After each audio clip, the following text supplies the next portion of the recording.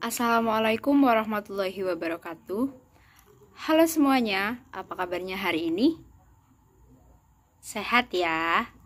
Semoga kita semua selalu dalam lindungan Allah Subhanahu wa taala. Amin. Oke, pada video kali ini perkenalkan, nama saya Faradita Auliasari, mahasiswa PMM Umpri, akan membuat sebuah video analisis jurnal atau artikel dengan materi utama yaitu menyimak pada mata kuliah Bahasa dan Sastra kelas tinggi di Universitas Muhammadiyah Tangerang. Tentunya dalam menganalisis sebuah jurnal, kita harus memahami beberapa aspek. Untuk yang pertama yaitu identitas jurnal. Pada jurnal yang saya analisis itu terdiri dari sebuah jurnal yaitu jurnal pendidikan dengan judul Pengaruh Penggunaan Metode Bercerita terhadap Kemampuan Menyimak pada Mata Pelajaran Bahasa Indonesia. Untuk volume pada jurnal tersebut itu ada 04 dan halaman yaitu 54 sampai 59.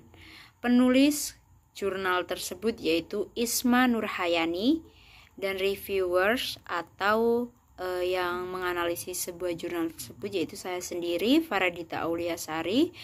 Jurnal tersebut diterbitkan pada tahun 2010 dengan lokasi penulis yaitu Fakultas Pendidikan Islam dan Keguruan Universitas Garut. Jadi pada identitas tersebut saya menganalisis beberapa aspek dalam identitas, dan salah satu jurnal yang saya analisis ini adalah jurnal yang berstandar nasional. Jadi jurnal tersebut bisa digunakan sebagai jurnal acuan dalam dunia pendidikan. Pada bagian abstrak, pada jurnal tersebut terdapat sebuah ciri khas pada abstrak tersebut yaitu pada bagian abstrak dilatar belakangi oleh sebuah permasalahan yang terkait dengan menyimak pada siswa sekolah dasar, khususnya terletak pada SD Negeri Cimurah 1 yang masih sangat rendah dan memenuhi standar. Selain itu, peneliti juga digunakan untuk mengetahui sejauh mana realita pemahaman siswa kepada menyimak yang disampaikan dengan bercerita dengan pembelajaran yang menarik yang disampaikan oleh guru. Jadi pada bagian abstrak pada jurnal yang saya analisis itu menggambarkan sebuah latar belakang perlunya menyimak dengan baik karena sebuah kemampuan yang sangat rendah pada siswa saat guru melakukan metode bercerita untuk mengetes atau mengetahui sejauh mana tingkat pemahaman siswa dalam menyimak. Aspek yang selanjutnya yang terdapat dalam sebuah jurnal yang saya analisis yaitu pendahuluan. Dalam pendahuluan ini dijelaskan berbagai aspek keterampilan berbahasa, diantaranya menyimak, berbicara, membaca, dan menulis.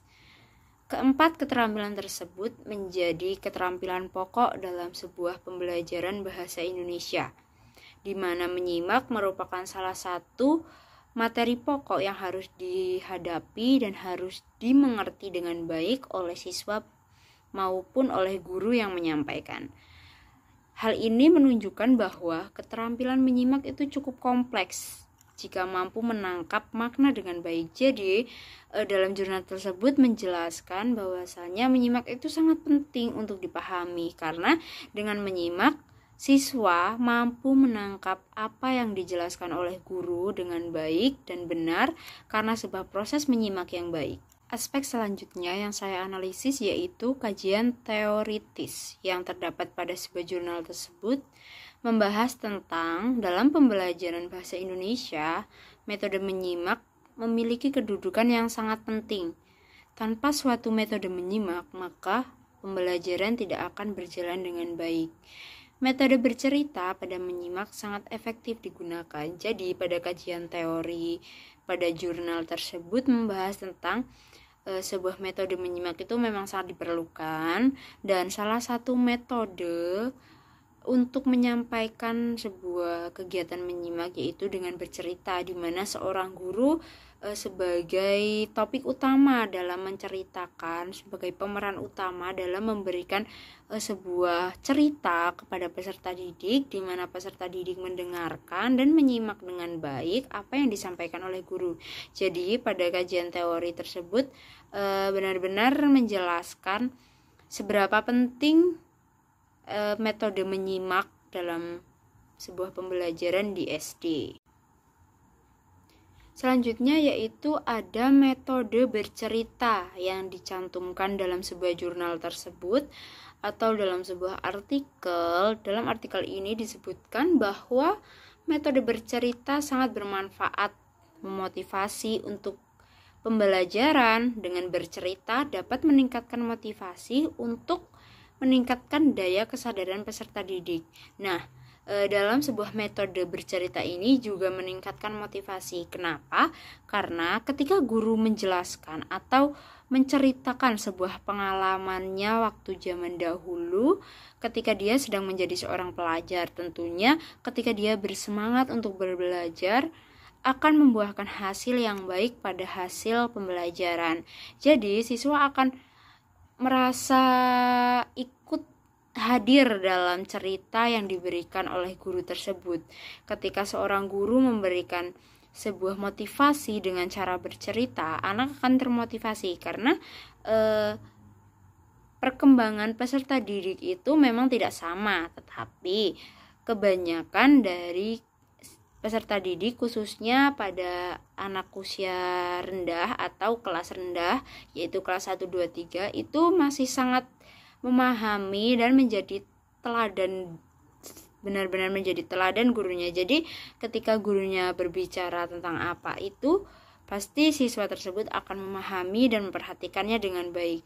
Maka dari itu, pada metode bercerita itu akan meningkatkan daya kesadaran peserta didik. Jadi contohnya dalam artikel tersebut juga dijelaskan contoh ketika guru menceritakan sebuah kehidupan pada zaman dahulu ketika dia menjadi seorang pelajar SD, dia sangat gigih dalam belajar, tidak peduli jika diajak bermain, tetapi dia mengutamakan belajar dan mengerjakan tugas tepat waktu.